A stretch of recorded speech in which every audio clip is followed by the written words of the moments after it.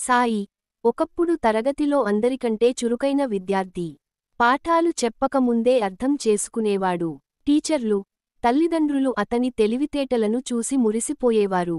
కాని 10 దాటి ఇంటర్మీడియట్లోకి అడుగు పెట్టగానే సాయి జీవితం మారిపోయింది.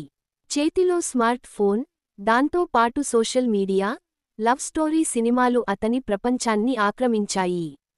ప్రారంభంలో అది కేవలం సరదాగా అనిపించింది. క్లాసులో చెప్పిన పాఠాలను ఫోన్లో చూసుకునేవాడు. స్నేహితులతో చాట్ చేసేవాడు. రాత్రిళ్లు సినిమాలు చూసేవాడు. క్రమంగా ఈ అలవాట్లు వ్యసనంగా మారాయి. ఫోన్ లేకపోతే ఏదో కోల్పోయినట్టు అనిపించేది. సోషల్ మీడియాలో వచ్చే లైకులు, కామెంట్ల కోసం ఆరాటపడేవాడు. ప్రేమ కథల సినిమాలు చూసి తన జీవితం కూడా అలాగే ఉండాలని కలలు కనేవాడు. చదువు పక్కన పెట్టి ఈ కొత్త ప్రపంచంలో మునిగిపోయాడు.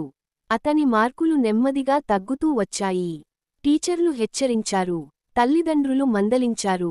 కానీ సాయి వాటిని పట్టించుకోలేదు. తనకి అన్నీ తెలుసని, చివరి నిమిషంలో చదివినా పాస్ అవుతానని నమ్మేవాడు. ఇంటర్మీడియట్ మొదటి సంవత్సరం పరీక్షలు వచ్చాయి. సాయి ఆఖరి క్షణంలో చదవడానికి ప్రయత్నించాడు కానీ ఏమీ అర్థం కాలేదు. అప్పటివరకు ఫోన్, సినిమాలు ఆక్రమించిన అతని మెదడులో పాఠాలకు చోటు లేదు.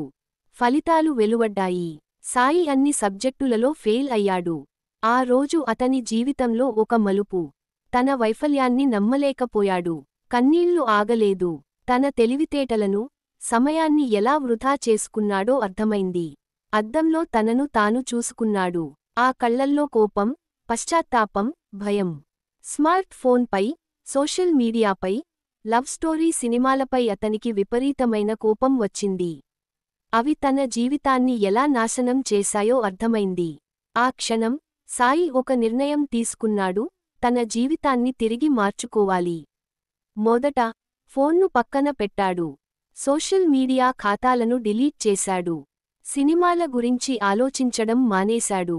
కాని అది అంత సులభం కాదు. కొన్ని రోజులు పిచ్చిపట్టినట్టు అనిపించింది. ఏదో కోల్పోయినట్టు ఉండేది. కానీ సాయి తన సంకల్పాన్ని వదులుకోలేదు. తన దృష్టిని మరల్చడానికి పార్ట్ టైం జాబ్ చేయడం మొదలుపెట్టాడు.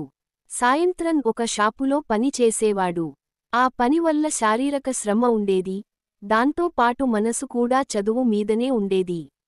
పగలు కాలేజీకి వెళ్లేవాడు. రాత్రిళ్లు అలసిపోయినా పుస్తకాలతో కుస్తీ పట్టేవాడు. అర్థం కాని విషయాలను టీచర్లను అడిగి తెలుసుకునేవాడు.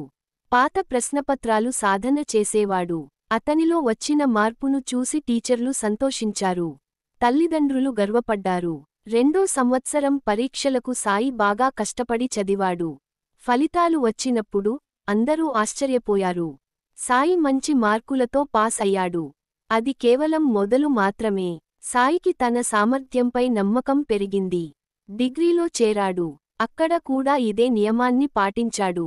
చదువుతో పాటు పార్ట్ టైం జాబ్ కొనసాగించాడు. స్మార్ట్ ఫోన్, సోషల్ మీడియా నుండి దూరంగా ఉన్నాడు. డిగ్రీ పూర్తయిన తర్వాత అతను సివిల్స్ పరీక్షల కోసం సన్నద్ధం కావాలని నిర్ణయించుకున్నాడు. సివిల్స్ పరీక్షలు చాలా కఠినమైనవని అతనికి తెలుసు. అందువల్ల మరింత కష్టపడ్డాడు. ఉదయం పార్ట్ టైం జాబ్, మిగిలిన సమయం అంతా చదువుకే కేటాయించాడు. కోచింగ్ సెంటర్కు వెళ్లకుండా సొంతంగానే చదువుకున్నాడు. తన స్నేహితులతో చర్చించేవాడు. గ్రూప్ డిస్కషన్స్లో పాల్గొనేవాడు. చివరకు సివిల్స్ ఫలితాలు వెలువడ్డాయి. సాయి పేరు మెరిట్ లిస్ట్లో ఉంది. అతని కష్టానికి తగ్గ ప్రతిఫలం దక్కింది. తనని తాను మలుచుకున్న తీరు, వ్యసనాలను జయించి విజయాన్ని సాధించిన తీరు అతని జీవితాన్ని మార్చివేశాయి.